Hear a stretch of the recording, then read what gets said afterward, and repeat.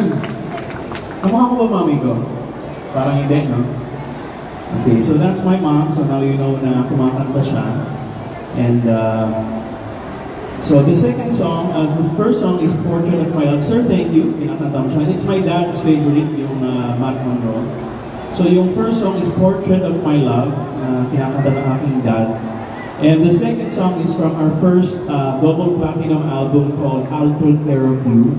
Laging may request sa mga wedding sa akin. Pero ngayon, I sang it for all the moms. Kasi ngayon na tumatanda na yung mom ko, kami na ngayon nag-aalaga sa kanya. So, para sa inyo yun yung I'll Take Care. But now, palit tayo konti ng story.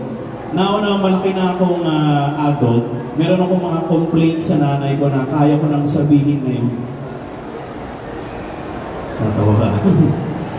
Okay, so, tinatanong ko yung ibang friends ko, sabi nila, yung mga nanay daw nila sa bahay, may mga hirit lagi yung mga nanay. Example, sabi ng friend ko, ang hirit daw ng nanay niya na lagi niyang narinig is, ano ako? Katulong niyo? Yan, mga ganyan hirit. Kaya, meron akong nakita ngayon sa Facebook nag-post, Happy Mother's Day sa #1 rapper in the world. Natatawa na yung mga ibang, yung mga lalaki natatawa na yun. Because yung mothers have the ability to say so much in such a short bar. Tama ba yun? Ay, parang lahat kayo, okay? Nakaka-relate ba kayo? Yung mga nanay, di ba, they can say so much words in such a short space, no? So I wanna dedicate this song. Tagalog song to, Tagalog. Never ko pa kinakanta. Actually, lahat kami ngayon, first time namin kakanta. It's a song from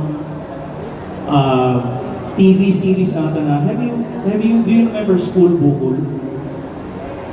Yung mga iba hindi nila. Sige, yung sa mga hindi nakakalan ng School Bukol, how do we explain it?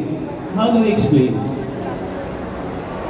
Tama ba? Not TVJ, tama? TVJ, Tito Vic and Joey. So dati meron sila, tama ba? TV, ano yun? TV. So itong song na to, I wanna dedicate to the mothers as a son. Okay? As a son. Ito yung aking, sa aking nanay. Can we play it?